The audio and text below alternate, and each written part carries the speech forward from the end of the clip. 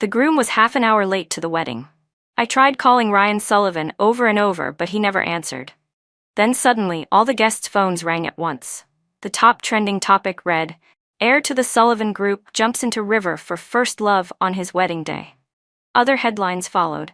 "Old flame returns, is the fiancé about to be dumped? Sullivan Group wedding postponed indefinitely." I tapped on the video titled, "Jumped into river for first love." The man in the custom-made wedding suit was Ryan. He was standing on the bridge pier, his voice trembling. "Emily, I'm not getting married. Come down, you're lying. You're still wearing the engagement ring. I'm not a kid anymore, you can't fool me." The woman sobbing like a child was Emily Young, Ryan's first love from college. At first, I thought maybe Ryan was just trying to save her. After all, there were plenty of firefighters right below her. If they reached out, they could easily pull this delicate girl down to safety. But no, Ryan was doing a real-life hero rescue scene. "I'm not lying, Emily," he said, as he took off the engagement ring we had picked out together and threw it far into the river. That $1 million ring I had carefully chosen now looked like a cheap soda tab as it traced an arc through the air and vanished into the water. "Then why are you still wearing your wedding suit?"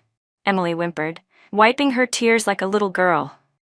As he walked toward her, Ryan took off his suit jacket and said gently, "It's freezing. Put this on first." But Emily, still acting spoiled, forgot she was standing at the edge. She pouted and stepped back twice. "I don't want to wear the jacket you are going to marry another woman in." In the dead of winter, wearing only a thin white cotton dress, she lost her balance and fell backward. Ryan's eyes widened. Without hesitation, he lunged forward to catch her and ended up falling in with her. Fortunately, though people called it the Min River, it was really just a regular-sized river, not too high. A couple of young firefighters quickly jumped in and pulled them both out. Emily curled up in Ryan's arms, shivering uncontrollably. "Ryan, I was so scared. If you hadn't been here today, I would have died." "Don't be scared. I'm here," he said softly, gently coaxing her, something I had never seen from him in all the years we'd been together. Because the Ryan I knew was always cold, businesslike and detached, even with me, the woman he was about to marry. "You jumped in to save me. Won't your fiancé be mad, waiting at the altar?" Emily asked, guilt all over her face. Ryan reached out his broad hand and wiped away her perfectly timed tears. "You mean Rachel?" At the mention of my name, he looked completely dismissive, his tone 1/3 indifferent, 7/10 condescending. "Don't worry, as long as she can marry me, she'll put up with anything." Back at the venue, the guests were in an uproar after watching the trending video. "So much for true love," someone scoffed. "Turns out the bride was just marrying into the Sullivan family for the money. No wonder Ryan treated her so coldly. Jumping into a river for another woman on your wedding day?" "A river?" another snorted. "That's barely deeper than a ditch. That girl wouldn't have died even if he hadn't jumped in. But he still threw himself in after her. Modern-day rich guy rescues his damsel." Classic. The guests weren't just laughing at the Sullivans, they were laughing at me. This is ridiculous. Absolutely ridiculous. Ryan's mother, Mrs. Sullivan, lost her temper on the spot. "I'm gonna go find him. This wedding is happening today." I stopped her. With Ryan's personality, no one can talk him out of anything right now. I turned to the guests. "Ryan just messaged me. He'll be in the hospital for a few days. The wedding will be postponed, but everything for today's reception was carefully prepared, so please, enjoy yourselves. All red envelopes will be returned in full. Drinks and party favors are on me." Everyone froze for a moment. Then I signaled for dinner to start. People were already starving from the wait, and the banquet was luxurious. Everything was imported and top tier. The gifts and return favors were also extravagant.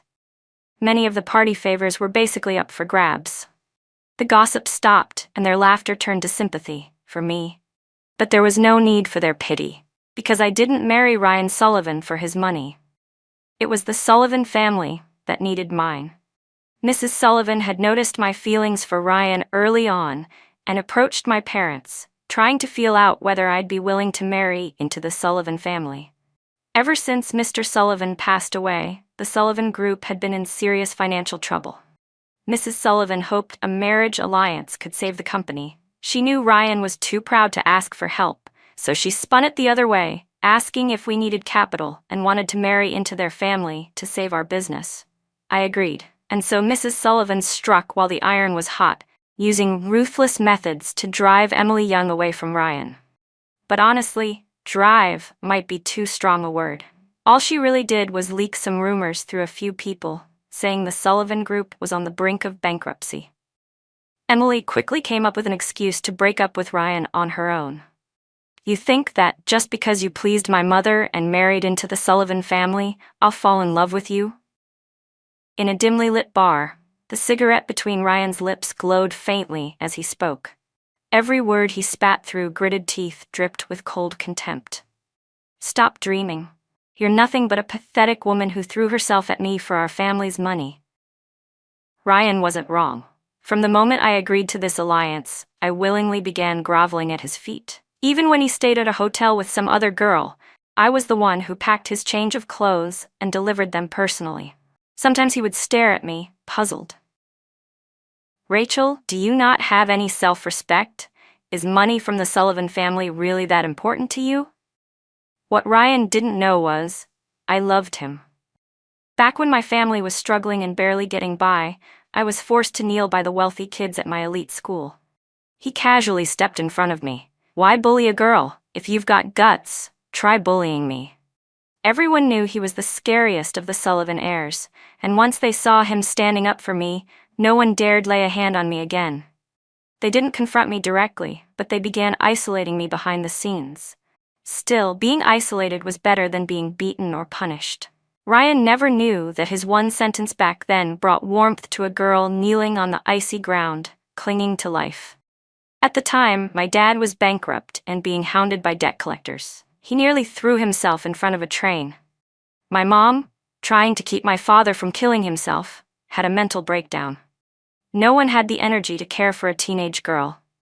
Our family was on the verge of collapse, and I felt unbearably alone, but I managed to survive 3 years of high school safely. Whenever someone tried to lay a hand on me, intentionally or not, Ryan would somehow just happen to pass by. He didn't even have to speak. A single sharp glance from him, and they'd run off in fear.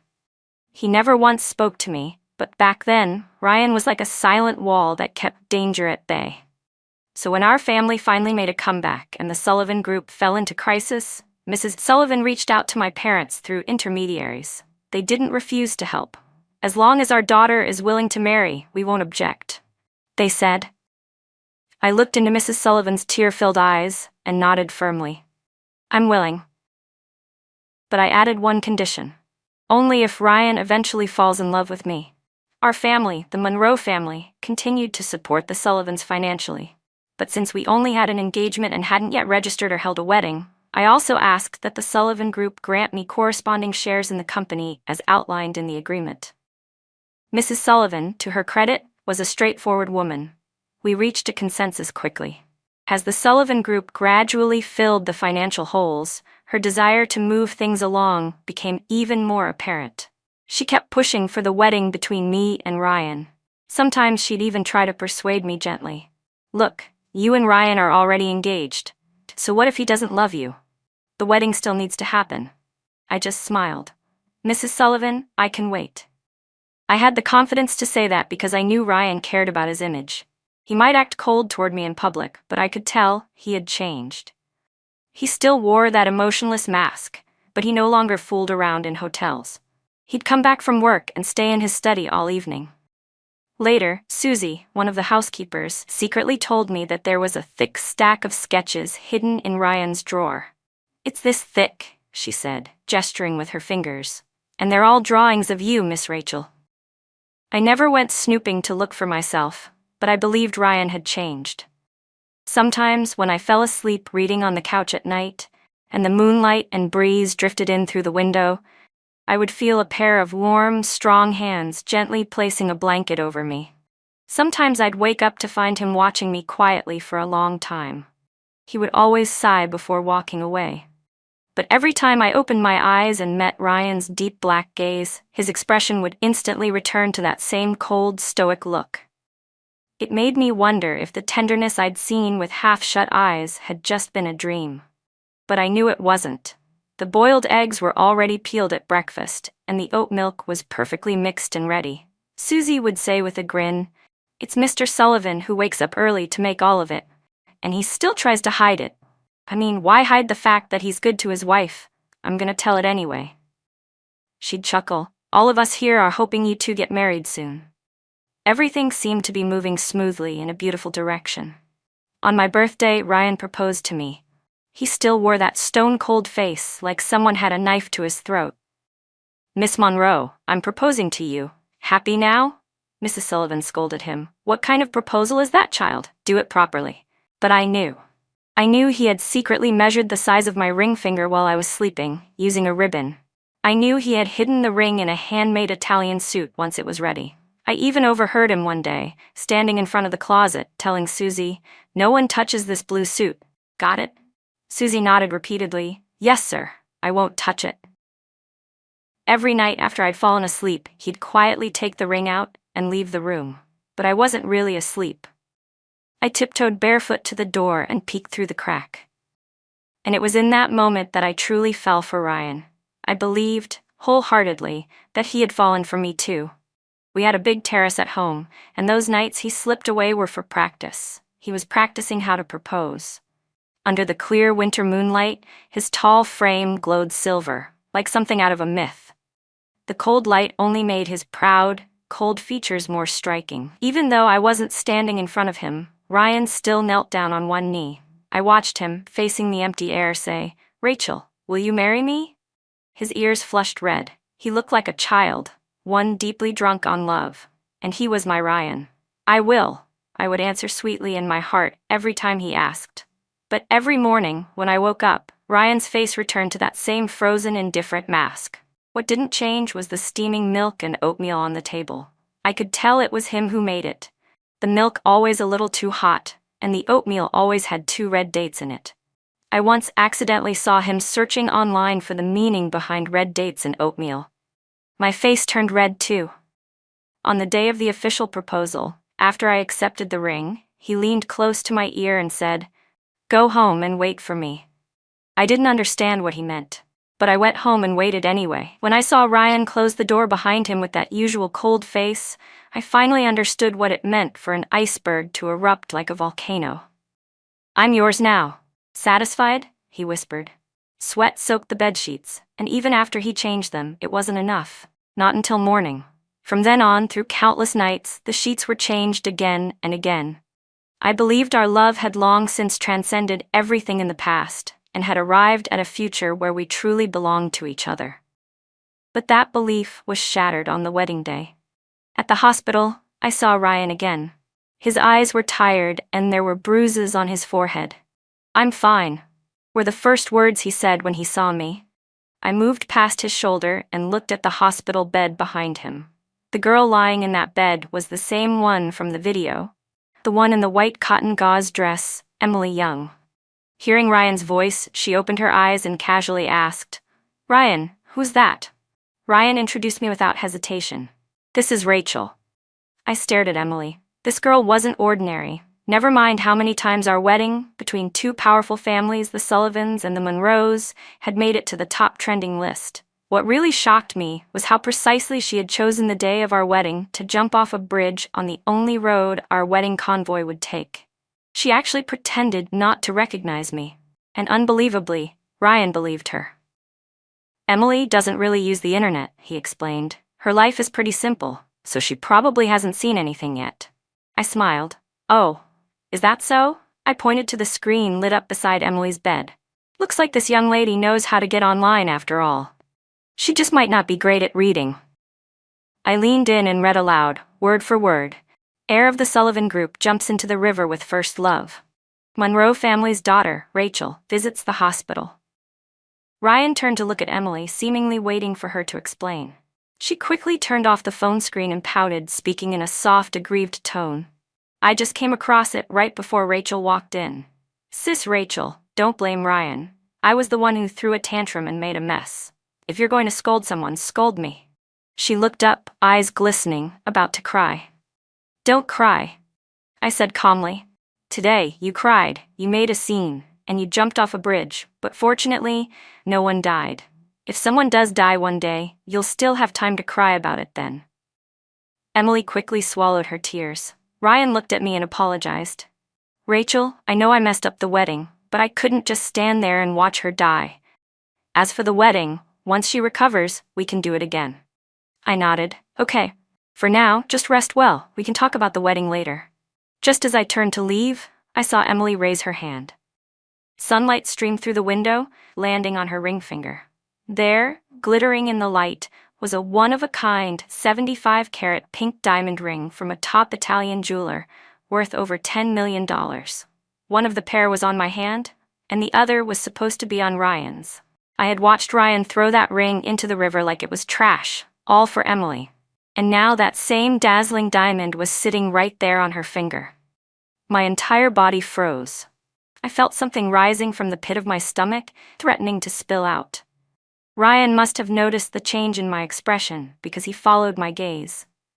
The next thing I heard was him shouting, "Emily, what are you doing?" Then, in a flurry of panic, Ryan began explaining. "Rachel, please don't take it the wrong way. She's just childish. When she found out I didn't actually throw the ring away, she said she wanted to play with it for a bit. I didn't want her causing a scene at the hospital, so I gave it to her. She'll give it back when she's tired of it." I had never heard Ryan speak so much at once, not from his always cold lips. I used to long for him to explain himself. Like years ago when he came home late and I wished he would just tell me why, anything to show he felt guilty, that he still cared. Or when he made me breakfast or tucked me in at night, I used to hope he'd say something sweet, tell me he loved me, that he wasn't good with words but still felt it deeply. But today, I finally realized he was good with words. He just hadn't wanted to use them with me. Emily threatened to jump into the river, and despite all the trained firefighters present, Ryan went in himself, coaxing and convincing her to come down. Emily asked for a ring, and even though Ryan knew it was the symbol of our commitment meant to bind us together for a lifetime, he handed it over without hesitation. And now, in front of his own bride, he felt the need to explain why another woman had it. "She'll give it back when she gets bored," he said. "Don't take it personally, it's like arguing with a child." What a joke. "Emily Young is 28 years old, Ryan. You're calling her a child?" Ryan looked at me with pleading eyes, his usually sharp gaze now softened, with a desperate need for forgiveness. It was like he wanted me to be some benevolent priest, placing my hand on his head and declaring, "Amen, all is forgiven." But I'm not that kind of God. And Ryan Sullivan isn't that kind of believer. Still, he kept looking at me, waiting for something, anything. "Rachel," he said quietly, "you're not mad at me, right?" I let out a soft, breezy laugh. "You should focus on recovering. The rest can wait until after you're discharged," I said. Then, without hesitation, I turned and tossed the engagement ring into the trash. Susie, who had followed me out, picked it up silently. When our car passed by the villa Ryan and I had shared, I didn't ask the driver to stop. Instead, I went back to my family home. Once we arrived, Susie asked what I wanted to do with the ring. I glanced at our newly adopted stray dog, Dodo, and casually looped the ring around his neck. So there it was, one ring hanging from my dog's collar, and the other being toyed with in Emily's hand. A perfect match. A bitch and a dog, may they live happily ever after. But, when I looked at Dodo again, I immediately regretted it. No. Dodo would never fall for someone who wears a thin cotton dress in the middle of winter. I spoke with Mrs. Sullivan about canceling the engagement. Before she could say anything to plead for her son, I cut her off gently. "Auntie, I agreed to this marriage alliance out of my own free will. Now that the Sullivan Group has basically recovered, at least 90%, there's no need for you to feel guilty, even though Ryan and I never officially got married. After all, the Monroe family still holds a good share of Sullivan stock. We've all made money together. But maybe this is just how fate is. I was never meant to be part of your family." I returned all the expensive jewelry she had brought for me, one piece at a time. "I know you came to apologize on Ryan's behalf, but it's all in the past now. I did truly love him once, and now, I truly don't. I have no regrets about knowing him." Mrs. Sullivan let out a deep sigh. Seeing how resolute I was, she told her driver to carefully take all the jewelry back. Oh, and there's no need to tell Ryan about the breakup, I added. I'd prefer not to be disturbed by him for now. I want some time alone. Worried she might not follow through, I gave her a final reminder. Unless you want the Sullivan Group to lose the Monroe family's financial support. Soft words with a hard edge, Mrs. Irgu. Sullivan understood clearly. I was determined to cut off everything with Ryan. For the sake of the company, she agreed. Just like that, the once close relationship between our two families became distant and formal. Susie had originally been hired to take care of me and Ryan, but now that we were over, she resigned and returned to her hometown. She was an honest woman, though, and still helped find a replacement housekeeper to manage the villa we used to live in. After wrapping everything up, I left the country that very night. No one knew where I went, except for my parents. Everyone else, including Ryan, thought I had gone on a business trip. When Ryan was discharged from the hospital and returned home, he noticed the new housekeeper immediately. "Where's Susie?" he asked. Susie had an emergency back home, the new housekeeper, Mrs. Shy, explained. He glanced around the villa. The bedroom was empty. I wasn't there. She mentioned Miss Monroe might be away on a business trip, Mrs. She added. It was the first time this villa had ever been without Rachel, and Ryan found it unsettling. He actually hadn't stayed at the hospital very long. The doctor had recommended he remain for another 2 days for observation, just in case of a concussion, but he didn't think it was necessary. Deep down, he had a feeling. I was angry. So as soon as I left, Ryan went and took the ring back from Emily. Truthfully, he had never intended to give it to her in the first place. They were in the same hospital room. Though neither of them had serious injuries, they had both developed mild fevers after falling into the river in winter. At some point during a checkup, Ryan had dozed off. When he woke up, he noticed the ring in his pocket was gone. When he had thrown the ring off the bridge to stop Emily, he hadn't really thrown the ring. He just tossed something random from his pocket to create an illusion. To him, Emily was just like a child. She could be calmed with a few tricks. Back then, Ryan had liked Emily for her dramatic flair. As the heir to the Sullivan Group, he was excellent at his studies, trained in horseback riding, and played top-tier golf among the elite sons of wealthy families. He felt everything in his life was so calculated and weighty. Compared to being at home, Ryan found school to be a bit of a relief. At home, he was constantly under pressure from his father's authority and his mother's expectations. He learned everything they wanted him to master. But the version of himself he liked best was the one at school. Everyone there feared the coldness and authority that naturally radiated from him. Everyone except Emily Young. Her theatrical, childish antics fascinated him.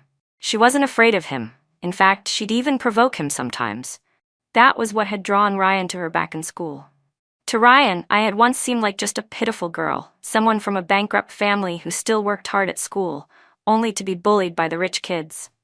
Pretty girls always drew sympathy, and back then he helped me again and again, partly out of amusement. He never spoke to me. But within his cold, cynical detachment, he saw something radiant in the girl named Rachel. Something sacred. Sometimes when lying in bed, he would think of me that way, untouchable, and the thought frustrated him. After all, there were so many girls who liked him, girls who would throw themselves into his bed with the curl of a finger. Yet somehow, it was this girl from a bankrupt family who made him feel inferior. How absurd. That night, as darkness fell, Ryan realized for the first time how big the villa felt. He had never noticed it before. Every time he'd come home, he'd see me on the couch. Most of the time, I was reading. Sometimes I'd be asleep. At first, he thought I was just showing off how studious I was.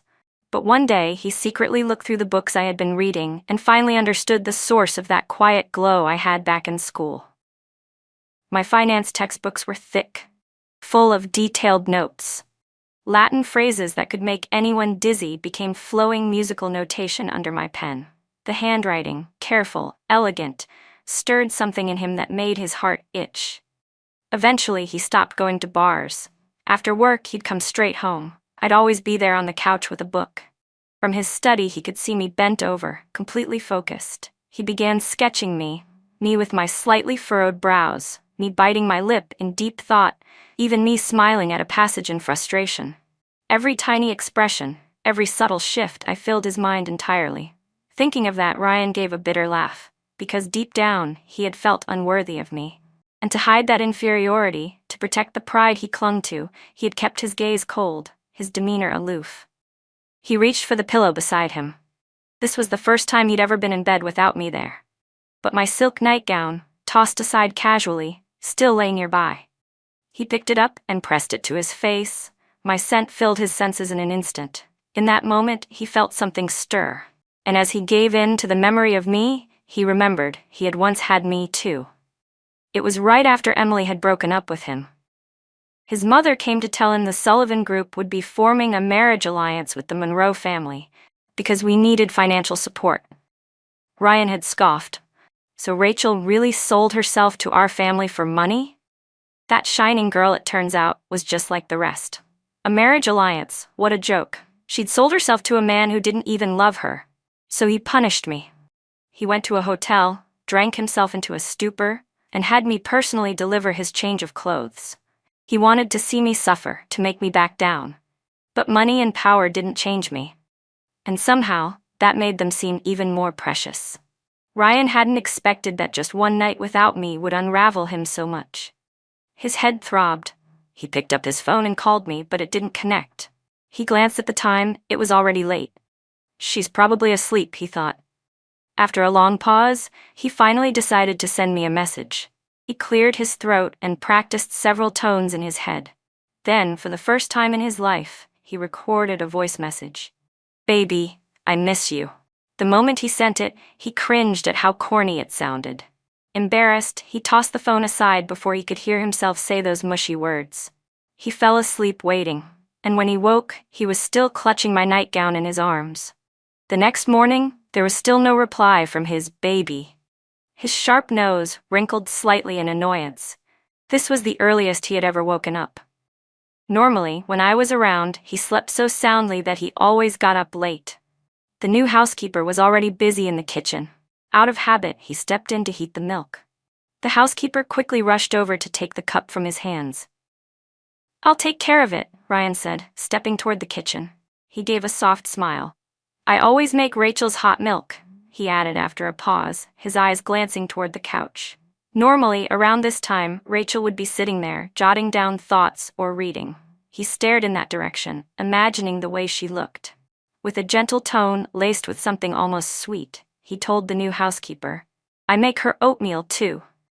The new housekeeper, watching Ryan's tall, composed figure reach for the oats, couldn't help but say, "But Miss Rachel isn't here today." Ryan's hand froze midair. He had been so lost in thoughts of her habits, her presence, that he'd forgotten she was supposed to be away on a business trip. He put down the milk and stepped out of the kitchen. Only then did it really hit him, how empty the villa felt. But what was truly hollow wasn't the house. It was the part of him where Rachel used to live. She was gone now, and he was nothing more than a hollow shell in an empty world.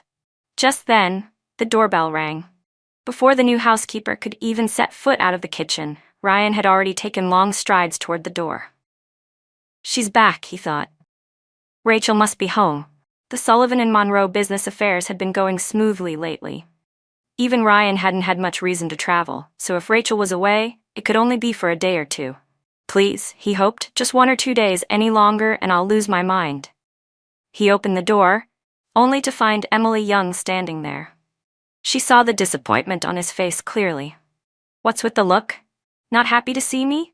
I came to apologize to Rachel. I feel awful for interrupting your wedding." But Ryan didn't let her in. "Is it because your fiancé doesn't want to see me?" Emily asked again, not giving up. She thought Ryan saving her at the wedding meant something, that there was still a place for her in his heart.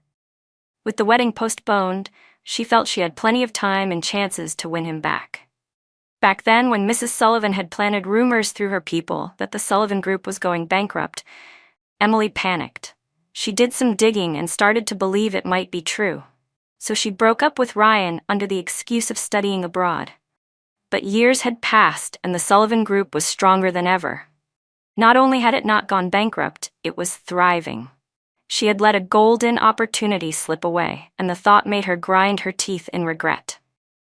"Emily, Ryan said with a weary tone. I've always thought of you as a little sister. Regret crept into his voice. In truth, he had started to regret saving her. He should have been at his wedding. But when Emily had sent that message saying she was going to kill herself, he couldn't ignore it. A life was a life. He thought Rachel wouldn't be mad. She had always been so patient, so forgiving, no matter how much he hurt her. He remembered how submissive Rachel used to be, how deeply she had loved him, how she never once got angry. And besides, the Monroe family needed the Sullivan family. They needed the alliance. Rachel had come this far. Surely she wouldn't back out now. Even though firefighters had been on the scene, Ryan had still climbed onto the bridge to stop Emily. Standing before his former first love, he felt like a god, graciously offering her a bit of love and warmth, as if that alone could save her. But what he never realized was, the one who truly needed help wasn't Emily. It was him. It was Ryan Sullivan who needed saving. Just as Ryan was about to close the door on her, Emily suddenly swayed and collapsed toward him. Instinctively, he caught her. I'm not feeling well, she murmured. I just want to sit for a bit. Her expression was perfectly crafted, like a pitiful kitten curling up in his arms. Once inside the living room, she made a move to lie down on the couch Rachel always used.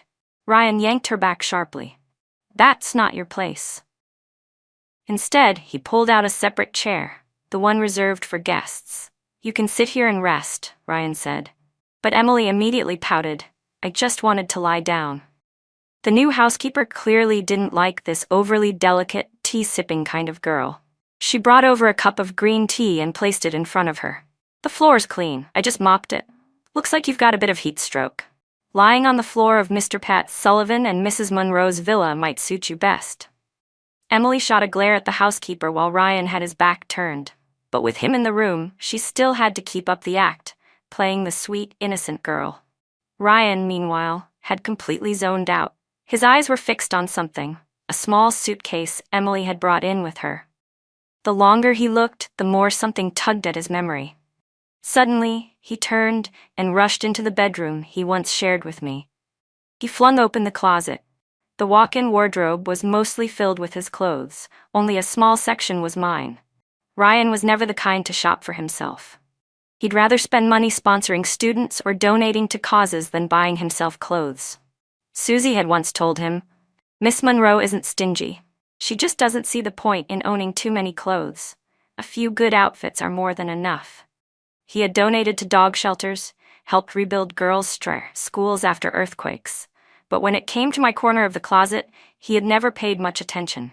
But Ryan knew exactly how many outfits I had. He had sketched so many drawings of me, mixing and matching clothes in his mind, that he could recall every item I owned. He reached out and began counting. 1, 2, 3, slowly, methodically. What he hoped for, desperately, was to find fewer clothes than usual. That would mean I had packed, that I really was away on a trip. But he counted all the way from the left side to the mirrored wall on the right. Then, not believing himself, he started again, from right to left. The more he counted, the clearer it became. I hadn't taken a single thing. Not one item was missing. By the third time, his hands were trembling. Sir, what are you looking for? I can help, the new housekeeper asked gently. Watching him pacing in front of the wardrobe, she assumed something had gone missing.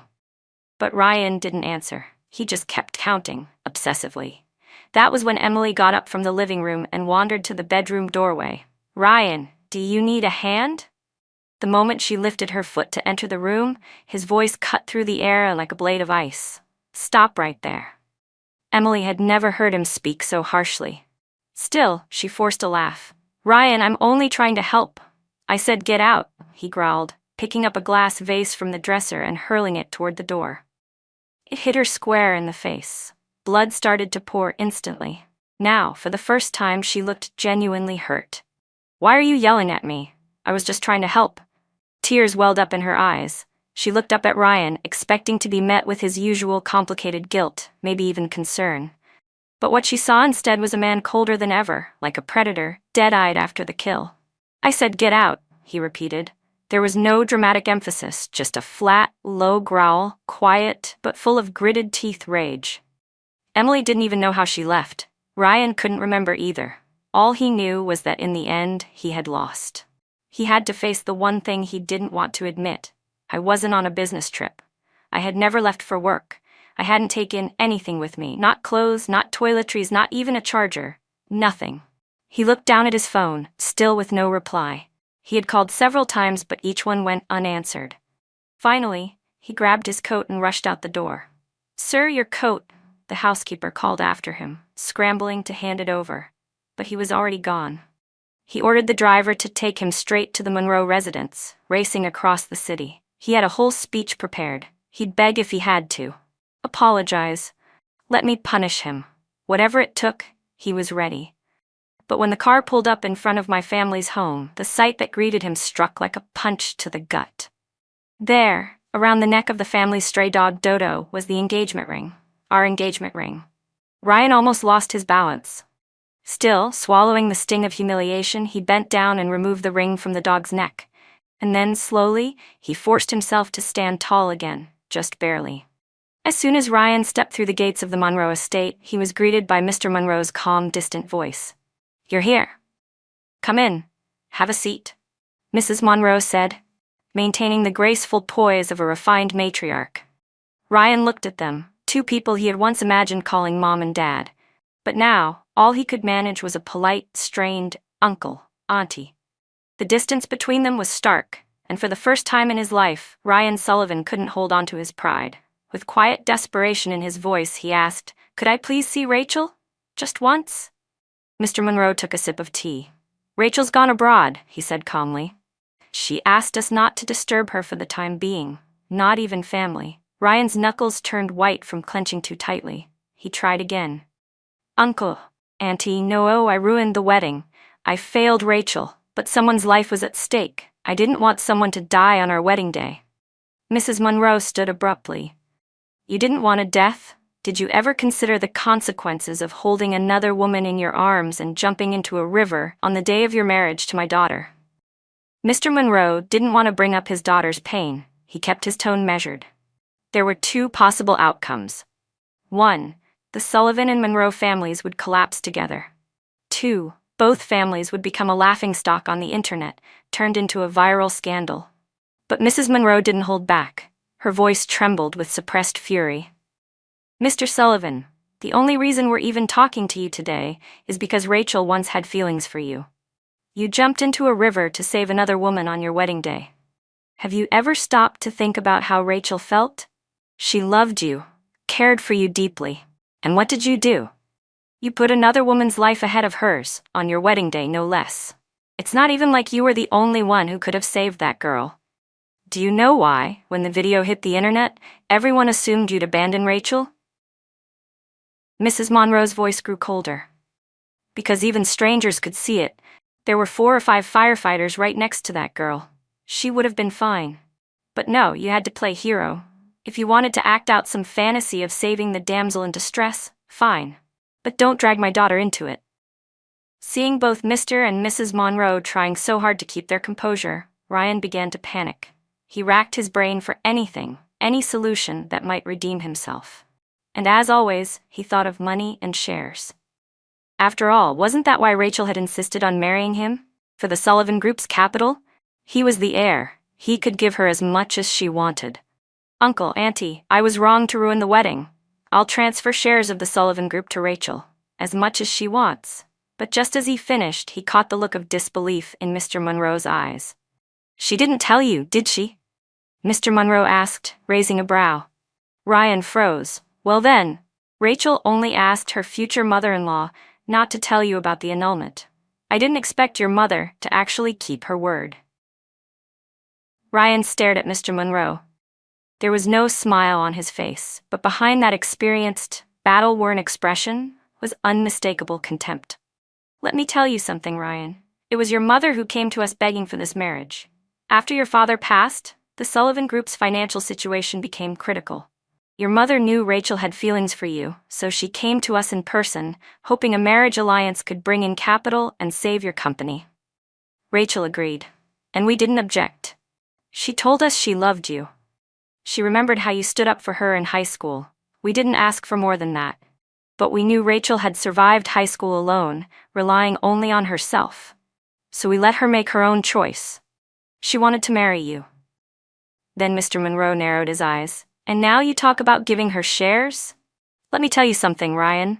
Rachel already owns more shares of the Sullivan Group than you do. She's the largest stakeholder. So tell me, how much are you planning to give to your majority shareholder? If Mr. Monroe could have stepped on Ryan's already shattered pride, he would have. There had been many nights, long before the wedding, when Rachel had cried silently. While Ryan had been out partying, sleeping around, demanding that Rachel deliver fresh clothes to his hotel rooms, she had said nothing. Not once had she spoken ill of him, not even to her father. And when it came time for the wedding, Rachel had told him, "Dad, I know Ryan has changed. I'm sure he really, really loves me. I'm marrying for love." As a father, Mr. Monroe had seen it all. He had watched his daughter go from swallowing her pain in silence to glowing with the joy of love. And in those moments, he had truly felt happy for her. But on the day of the wedding, as a father, he felt his heart shatter all over again. The first time it broke was the day Mrs. Monroe gave birth to me. She had suffered massive bleeding. He stayed by her side for 2 days and 2 nights, and afterward he said he felt like he had aged 10 years. He had silently prayed, asking to trade his own life in exchange for ours. Whether that prayer worked or not, he never knew, but the bleeding stopped, and I was born safely. He never planned to have another child. Having one daughter was enough. He couldn't bear the thought of watching the woman he loved risk her life again for another. But on the wedding day, when he looked at me, he felt as though he'd been transported back to that moment of blood and fear. My face was pale and bloodless, my lips trembling without sound. I couldn't cry, couldn't scream. I was suffocating, fighting just to breathe. That day, he stayed close behind me the entire time. He didn't let his hands shake because he had to protect me, but then he realized I was much stronger than he had imagined, more composed, wiser. He calmed the curious and gossip-hungry guests at the wedding, doing everything he could to preserve the dignity of both families. He even went to the hospital. He had thought perhaps I would forgive Ryan Sullivan again, the way I always did. But when Susie followed me home, holding the engagement ring in her hands and asking what she should do with it, he saw me calmly walk over and hang the ring around our stray dog Dodo's neck. In that moment, he felt a strange sense of relief. His daughter could let go. She could love deeply and walk away just as decisively. She had become someone truly capable. Looking at Ryan standing there now, Mr. Monroe thought, aside from being handsome and doing well in school, this boy was a complete disappointment. Ryan didn't even remember how he got home that day.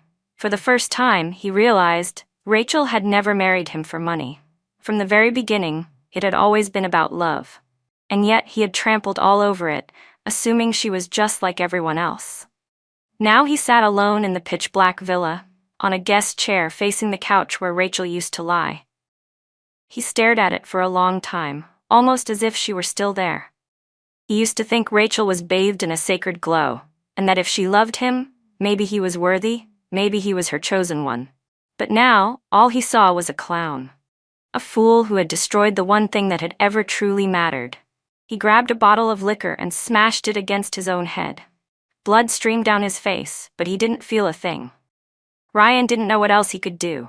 He sat there like a ghost, like a broken doll tossed in the corner of a landfill, unwanted, forgotten. Day turned to night. Night turned to day.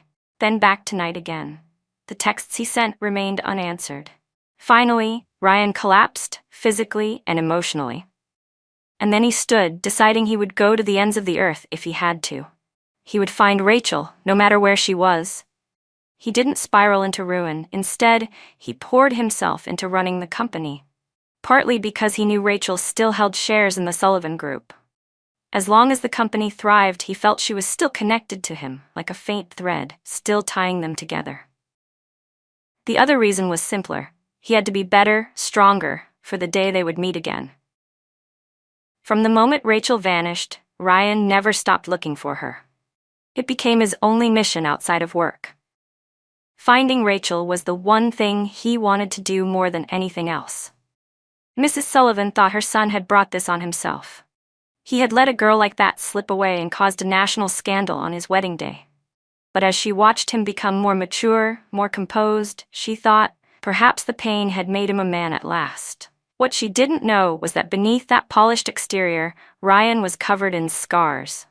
It actually wasn't that hard to find someone if they were still in the country. But Rachel had gone abroad, and no one knew exactly where. Ryan exhausted every resource, spent more than anyone could imagine. And then, half a year later, he finally got a lead. He'd booked a flight immediately, 16 hours in the air.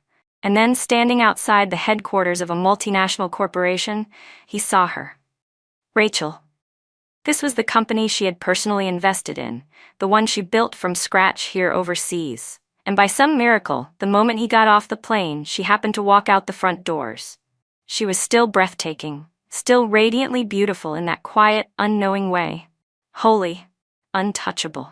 Ryan looked down at himself, straightened his coat. He still had the strong build she liked. His reflection in the glass reassured him he looked the same. As she walked by, heads turned. People couldn't help but stare at her. And then, they looked at him too. Ryan Sullivan. Still so handsome that strangers couldn't help but linger a moment longer. Just then, I saw him, Ryan. After 6 long months, Ryan Sullivan finally heard me say his name again. He saw me put down the small firework I'd been lighting, open my arms, and run toward him, as if the distance and heartbreak between us had never existed. Ryan lit up and opened his arms wide in return, only to watch me leap like a joyful bird into another man's embrace. He froze where he stood. Wrapped in my boyfriend's arms, I caught a glimpse of a familiar figure in the corner of my eye. It was Ryan, tall, handsome, still carrying that poised elegance. His arms were wide open, as if waiting to catch someone. And then our eyes met. He looked stunned. It was only then that I remembered. My boyfriend's name sounded exactly like Ryan's. For a second, Ryan must have thought I had been calling out to him. My fiancé looked in the same direction I was staring. "Who's that?" he asked. "Oh, just someone I used to know," I said softly, looping my arm through his. As we walked past Ryan, I offered a polite smile. "It's been a while." But Ryan couldn't speak. He didn't feel like it had been a while, because in his dreams, in every breath he took, in every whisper of wind, I was there. I had become part of the air he lived in. The longing had turned into wind, into rain, into his every heartbeat. Ryan stood there, aching so deeply he wanted to tear himself apart. I heard him speak. "Rachel, can we talk?" My fiancé glanced at Ryan, then back at me. I nodded. "Sure. Let's talk here." Ryan, once the proud heir of the Sullivan family, looked at the man beside me, holding the hand that once belonged to him. But he knew anger would get him nowhere. So he lowered himself. "Rachel," he pleaded softly, "please, don't leave me. I know I was wrong. I shouldn't have left you on our wedding day to save Emily. But I love you. We had so many beautiful moments. You loved me once, I know you did." As he spoke, his voice trembled with emotion. He reached out to hold my hand, and then he saw it. The diamond on my ring finger, brilliant and clear, glinting more sharply than the sun on desert sand. It burned his eyes. Ryan staggered, catching himself against the car door to keep from falling. Then I spoke gently. "Saving someone isn't wrong. That was your choice. But Ryan, walking away from you was mine. And that's not wrong either. I don't regret loving you," I continued. "Back then, you were worth it. But I don't regret leaving you either, because the person you became, I no longer wanted to love. I've seen the numbers. The Sullivan Group is doing well. You'll find someone you love again. And me? Maybe I've just been lucky because I already have." I touched the ring on my finger and smiled. "I'm engaged now. Tonight, we have a party with some friends. I won't keep you. Oh, and by the way, my fiancé isn't some stand-in love interest. It's just a coincidence that his name sounds like yours. Goodbye, Ryan." I gave him a courteous smile, just like I would for any stranger, and walked away. Ryan turned his head and watched me leave.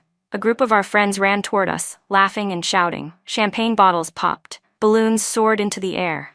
The entire street erupted with joy and celebration. Passers-by clapped and cheered, wishing us happiness. Ryan leaned against the car and slid to the ground. In a foreign land, that was the moment he fell ill and couldn't get back up. When he was finally discharged from the hospital, he turned on his phone. Through the Sullivan Group's press release, through congratulatory messages from every industry and outlet, He saw it. My wedding photo. I was smiling so brightly, so joyfully, but none of it had anything to do with him anymore. Ryan put his phone in his pocket and rubbed the bruised spot where the IV needle had left a mark. His arm was pale and tender from the weeks of infusion. He walked aimlessly into the biting wind. Then he heard someone shouting in rapid English, "Don't. Back away. It's dangerous." Only then did Ryan realize he was standing on the edge of a bridge. He blinked. In the distance, the ocean blurred into the gray sky. He remembered something. Hadn't he once stood on a bridge before, at a wedding? But who had he been trying to save? He couldn't quite recall. All he could remember was that the bridge back then wasn't even a tenth as high as this one, and the water wasn't nearly as deep. He had fallen because that girl had pulled him down with her. And now, he wanted to tell Rachel. He hadn't fallen off that bridge holding Emily Young in his arms. But Ryan could only let out a bitter laugh. What did it matter now? He opened his arms as the sea breeze swept in. Just as he lifted his left foot and prepared to close his eyes, several strong hands pulled him back. Firefighters. A few bystanders. In that moment, something clicked inside him. He realized on the day he interrupted the wedding to save Emily, he never had to. The firefighters had already been standing beside her. They could have pulled her back easily, but he had still rushed forward. He had abandoned the woman who loved him, left her humiliated at their wedding, and threw both families into chaos, all to play a hero. Ryan broke down in tears. Winter snow began to fall, melting into the tracks of his tears. Cold snow and warm sorrow mingled on his cheeks. From that day on, Ryan Sullivan never spoke another word. He moved back into the villa he once shared with Rachel, alone. Year after year, he sat in the study, sketching, over and over again, portraits of her from memory. Her smile, her gaze, her grace. He kept sketching until old age took him. When he died and was buried, according to his last wishes, his coffin was filled with every drawing of Rachel he had ever made in the second half of his life. He couldn't be buried beside the woman he loved. So he chose to be buried with the version of her he had drawn with his own hands. Everyone in the story moved on to their own happily ever afters. Everyone except Ryan Sullivan, who remained behind, trapped in the cold shadow of a past he could never escape. A past called Rachel. And Ryan never walked out of it.